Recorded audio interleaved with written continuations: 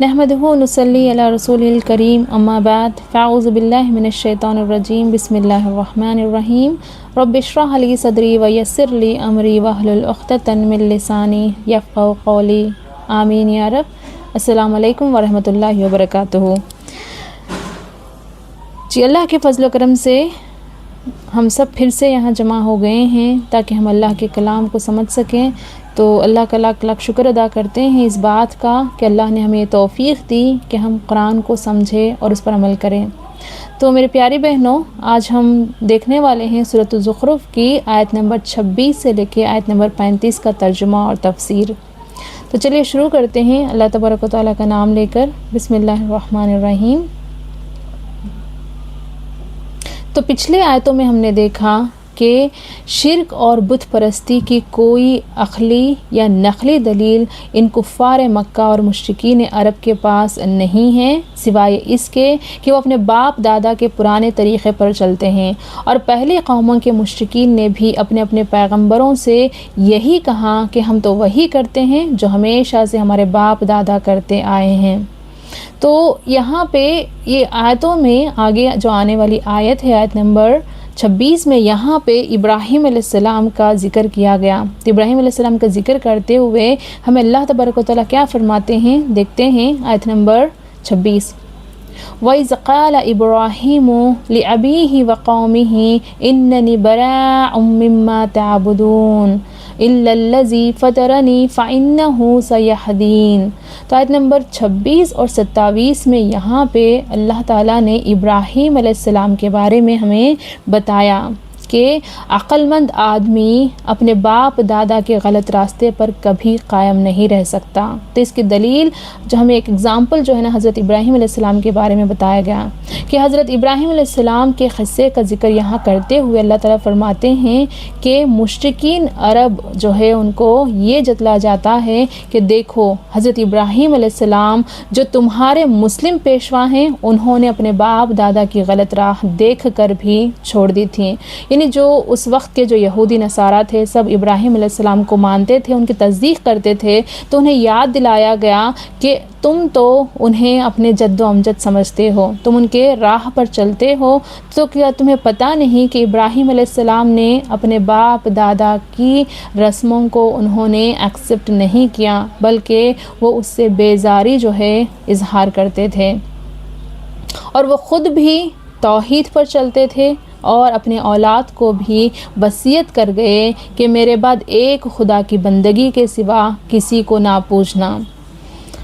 تو یہ جو کفار ہیں اور مشرکین عرب کو یہ جتلایا جا رہا ہے ان آیتوں سے کہ تم نے اپنے بڑوں کی تلقین اختیار فرمائی، تو اس کے لیے اپنے بہترین اسلاف کو چھوڑ کر بدترین اسلاف کا انتخاب کیا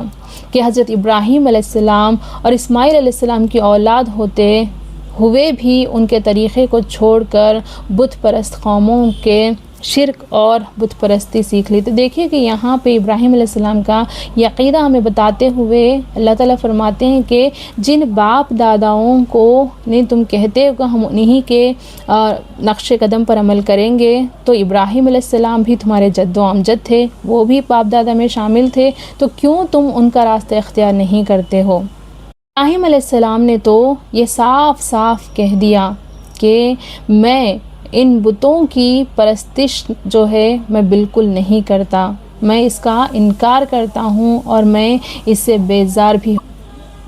ہمیں پتہ چلتا ہے کہ ابراہیم علیہ السلام کا عقیدہ اور قول یہ بیان فرمایا گیا کہ انہوں نے اپنے باپ اور قوم سے صاف کہہ دیا تھا کہ تم جن بتوں کی پرستش کرتے ہو میرا ان سے کوئی تعلق نہیں، میرا تعلق صرف اس کے ایک وحدہ لا شریک سے ہے جو میرے پیدا کرنے والا ہے اور وہی انسان کی صحیح رہنمائی کرنے والا ہے۔ ان بتوں نے تو نہ مجھے پیدا کیا اور نہ کسی معاملے میں میرے رہنمائی کر سکتے ہیں، اس لیے ان سے میرا کوئی تعلق نہیں ہے اور میں یہ جاہلانہ مذہب کی پیروی بالکل نہیں کرتا۔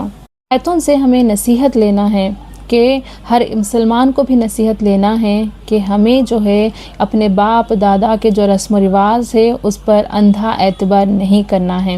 تو ہمیں کیا کرنا ہے کہ باپ دادا کی پیروی کرنے سے پہلے آدمی کو آنکھیں کھول کر دیکھ لینا اور عقل سے اچھی طرح سمجھ لینا چاہیے کہ باپ دادا صحیح راستے پر بھی ہے یا نہیں، اگر ہے تو کوئی دلیل ہے یا نہیں، اگر وہ غلط راستے پر ہے تو ان کی پیروی چھوڑ کر جو طریقہ ہے جو اللہ تعالیٰ نے پیغمبروں کے ذریعے ہمیں بتایا ہے اسی پر ہمیں عمل کرنا ہے۔ اللہ تعالیٰ ہم سب کو اصلاح فرمائیں، اللہ تبارک و تعالیٰ ہمیں ابراہیم علیہ السلام کی جو دین ہے اس پر عمل کرنے کی توفیق عطا فرمائیں۔ دیکھتے ہیں آیت نمبر 28، یہاں پہ اللہ تعالیٰ فرماتے ہیں کہ وَجَعَلَهَا كَلِمَةً بَاقِيَةً فِي عَقِبِهِ لَعَلَّهُمْ يَرْجِعُونَ، یعنی یہاں پہ اللہ تعالیٰ یہ کہتے ہیں کہ جو عقیدہ ابراہیم علیہ السلام خود رکھتے تھے اللہ تبارک و تعالیٰ پر، وہ اپنی اولاد کو بھی یہی وراثت میں دے کے گئے کہ اسی عقیدے کو قائم رہنے والی بات بنائیں تاکہ جو لوگ ہیں وہ شرک سے باز آ جائیں۔ آیت میں اللہ تعالیٰ فرماتے ہیں کہ بل متعت هؤلاء وآباؤهم حتى جاءهم الحق ورسول مبین، یعنی میں نے ان کو اور ان کے باپ داداؤں کو دنیا کا خوب سامان دیا یہاں تک کہ ان کے پاس سچا قرآن اور صاف صاف بتلانے والا رسول آیا۔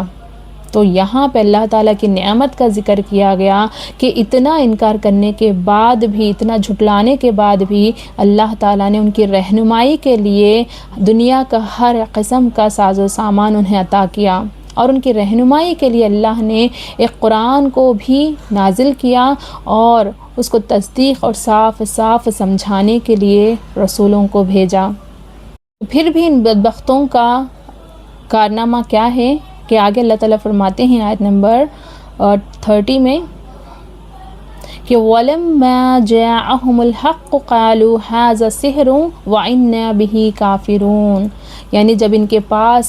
قرآن پہنچایا گیا، رسولوں کو بھیجا گیا، تو یہ کہنے لگے یہ قرآن جو ہے، یعنی اگر اللہ تعالیٰ چاہتے تو کسی ایسے دولت مند انسان پر نازل کر سکتے تھے، یعنی یہ کہنے لگے یہ قرآن جو ہے یہ جادو ہے اور ہم اس کو نہیں مانتے۔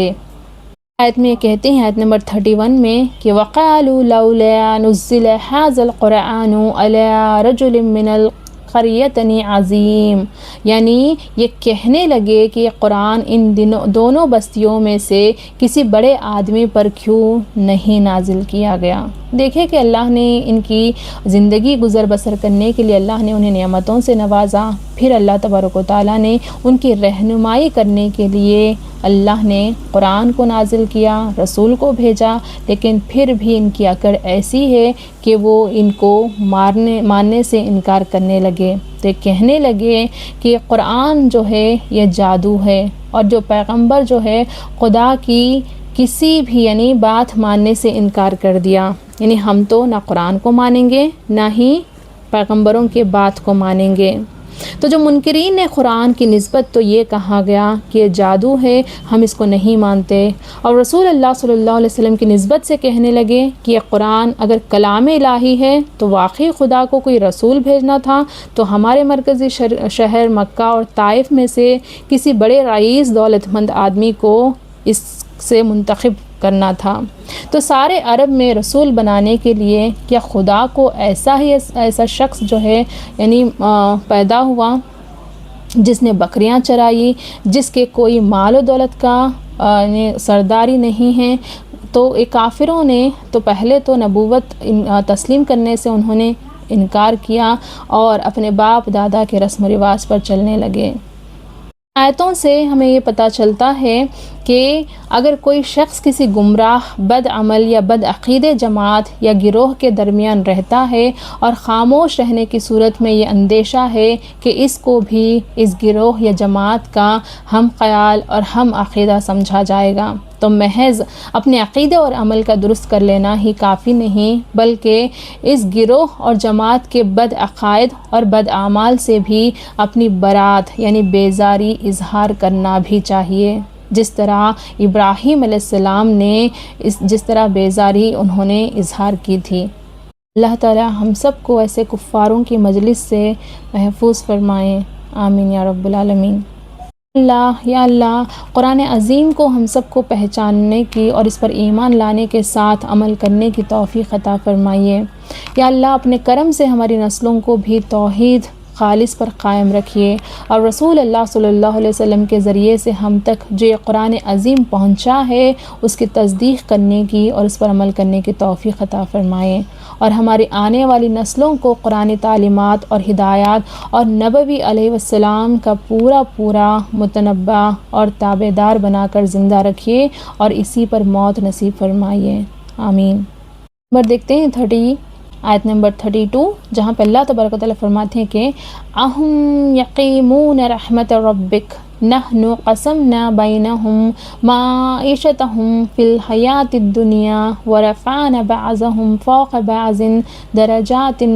لِيَتَّخِذَ بَعْضُهُمْ بَعْضًا سُخْرِيًّا وَرَحْمَةُ رَبِّكَ خَيْرٌ مِّمَّا يَجْمَعُونَ، جس کا ترجمہ ہے اللہ تعالیٰ فرماتے ہیں کہ کیا یہ لوگ آپ کے رب کی رحمت کو تقسیم کرنا چاہتے ہیں؟ یعنی اللہ تعالیٰ خود جانتے ہیں کہ کس کو کتنا رزق دینا ہے، اللہ تعالیٰ خود جانتے ہیں کہ کس کو کتنی زندگی دینا ہے، کس کو نبی بنانا ہے۔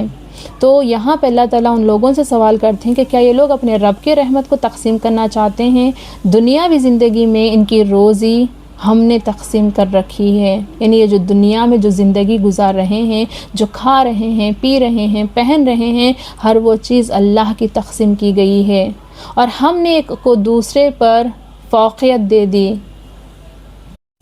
تاکہ ایک دوسرے سے کام لیتے رہیں، اور آپ کے رب کی رحمت جو ہے بدر جہاں اس سے بہتر ہے جس کو یہ لوگ سمیٹتے پھرتے ہیں، یعنی اللہ تعالیٰ جس کو جتنا دینا چاہتے ہیں اتنا ہی دیتے ہیں، اور اس میں کسی کی دخل اندازی اللہ تعالیٰ پسند نہیں کریں گے۔ یعنی کفار اور عرب کے جو سردار تھے یہ سب یہی مانتے تھے کہ ان کے جو نزدیک رسول آئے تھے، یعنی دنیاوی جاہت اور مال و دولت کی کثرت اور قوم کی سرداری اور سیادت کا مالک ہونا ضروری تھا، یعنی ان سب کو ایک کنڈیشن تھا کہ اگر ہمارے پاس رسول ہوتا تو ان کے پاس مال و دولت ہوتا، وہ کہیں کے سردار ہوتے، تو اس طرح جو ہے نا وہ رولز اینڈ ریگولیشنز لگاتے تھے۔ اور دیکھیں اس وقت رسول اللہ صلی اللہ علیہ وسلم جو ہے یعنی ان کے پاس مال و دولت اور ریاست نہیں رکھتے تھے، اور اس وجہ سے جو کفار ہے یہ شک کرتے تھے کہ آپ پیغمبر نہیں ہو سکتے۔ تو اس بات کا اللہ تبارک و تعالیٰ جواب دیتے ہیں اور کلیریفائی کرتے ہیں کہ کیا اللہ تعالیٰ کی رحمت کی تقسیم ان کے قبضے میں ہے کہ جسے چاہے دے اور جسے چاہے نہ دے؟ کیا منصب نبوت و رسالت کی تقسیم ان کے ہاتھ میں دے دی گئی کہ جو انتخاب پر بحث کر رہے ہیں؟ یعنی ان کو وہ حق کہاں سے پہنچ گیا کہ جس کو تجویز کرے اس کی نبوت دی جائے اور جس کو تجویز نہ کرے اس کو نہ دی جائے؟ مطلب یہ ہے کہ ان منکرین کو یہ کہنے کا کوئی حق نہیں ہے کہ فلاں پر قرآن کیوں اتارا گیا اور فلاں پر کیوں نہیں اتارا گیا، کیونکہ یہ اللہ تعالیٰ کی نعمت اور رحمت ہے، اور اسے وہی خوب جانتا ہے کہ اس کی رسالت کا صحیح معنی میں کون حقدار ہے۔ یہ نعمت اور رحمت اسی کو دی جاتی ہے جو تمام مخلوق میں سب سے زیادہ پاک دل اور سب سے بڑھ کر پاک نفس ہو۔ کہتے ہیں آگے کی آیت نمبر 33، اللہ تعالیٰ فرماتے ہیں کہ لَوْلَا أَن يَكُونَ النَّاسُ أُمَّةً وَاحِدَةً لَجَعَلْنَا لِمَن يَكْفُرُ بِالرَّحْمَنِ لِبُيُوتِهِمْ سَقْفًا مِّن فِضَّةٍ وَمَعَارِجَ عَلَيْهَا يَظْهَرُونَ۔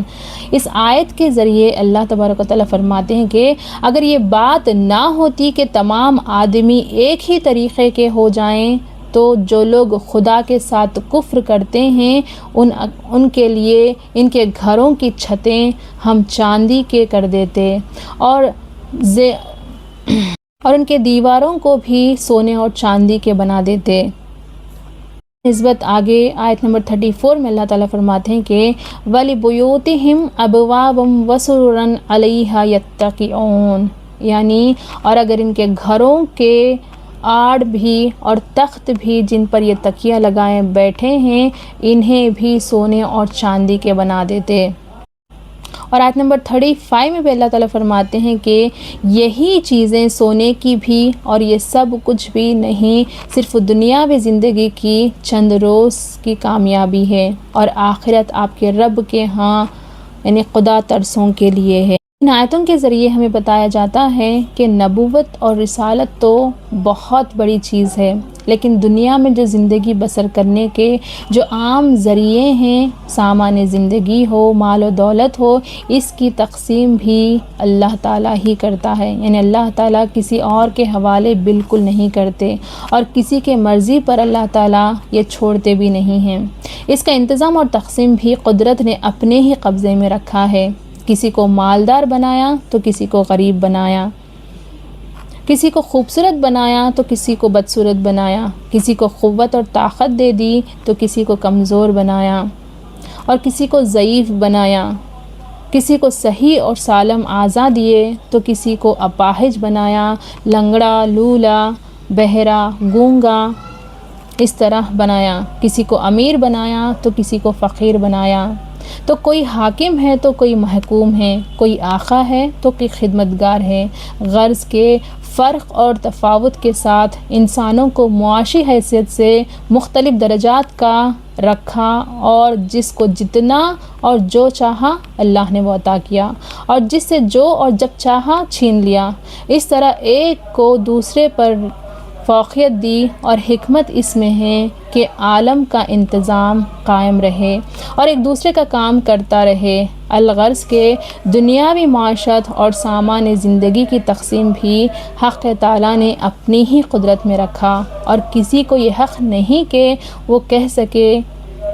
کہ فلاں کو اتنا کیوں دیا اور فلاں کو اتنا کیوں نہیں دیا۔ بس اسی طرح رسالت کے باب میں بھی یہ حق نہیں ہو سکتا کہ کوئی یوں کہیں کہ فلاں کو پیغمبری کیوں دی اور فلاں کو پیغمبری کیوں نہیں دی۔ جب اللہ نے دنیا کی روزی اور دنیا کا مال اور جان اور ساز و سامان کسی کی تجویز پر نہیں بانٹا، تو نبوت اور رسالت کا شرف تو کہیں اعلیٰ ہے، اس میں کسی کے اختیار کا دخل اندازی نہیں ہے۔ یہ اللہ تعالیٰ کی حکمت اور دانائی سے جانتے ہیں ان بستیوں میں کون ایسے مرتبہ والا شخص ہے جسے رسالت کا عہدہ دیا جا سکے۔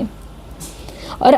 دوسری آیتوں سے ہمیں پتہ چلتا ہے کہ جو دنیا کے مال و دولت اور مادی ساز و سامان کا اللہ تعالیٰ کے پاس کوئی بھی ویلیو نہیں ہے، یعنی یہ بہت حقیر چیزیں ہیں۔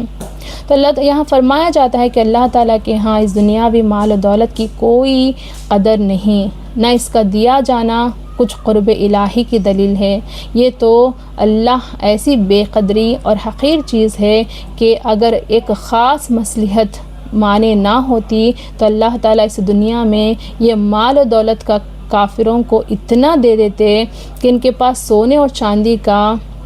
محلات ہوتے، ان کے مکان کی چھتیں بھی سونے چاندی کے ہوتی، دروازے اور چوکٹ اور تخت اور چوکیاں سب سونے اور چاندی کے بنا دیتے، مگر اس صورت میں لوگ یہ دیکھ کے کافروں ہی کو ایسا سامان ملتا ہے، عموماً لوگ کفر کا راستہ اختیار کر لیتے ہیں، اس لیے ایسا نہیں کیا گیا۔ ایک حدیث میں ہے کہ رسول اللہ صلی اللہ علیہ وسلم نے ارشاد فرمایا، اگر اللہ تعالیٰ کی نظر میں دنیا کی قدر ایک مچھر کے پر کے برابر بھی ہوتی تو کافر کو ایک گھونٹ سرد پانی کا نہ دیتا۔ آگے اس دنیا کے مال و دولت کے حقیر ہونے کی ایک وجہ تو جو نہایت ظاہر ہے وہ یہ بیان کی جاتی ہے کہ سب دنیا کا ساز و سامان جس کا ذکر ہوا یہ صرف دنیا کی چند روز کی زندگی کی بہار ہے، پھر فنا اور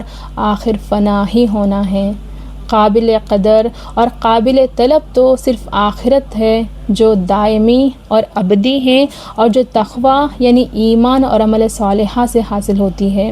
آخرت کی بھلائیاں انہی کے لیے ہیں جو دنیا میں پھونک پھونک کر قدم رکھتے ہیں اور ڈر ڈر کر اپنی زندگی گزارتے ہیں۔ سبحان اللہ۔ اللہ تعالی ہم کو بھی اپنے متقی بندوں میں شامل ہونا نصیب فرمائیں، آمین۔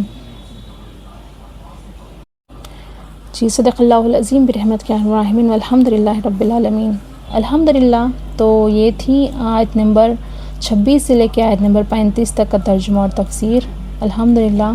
تو انشاءاللہ باقی کی آیتوں کا ترجمہ اور تفسیر ہم نیکسٹ کلاس میں دیکھتے ہیں۔ جزاک اللہ خیرن کثیرہ. السلام علیکم ورحمۃ اللہ وبرکاتہ.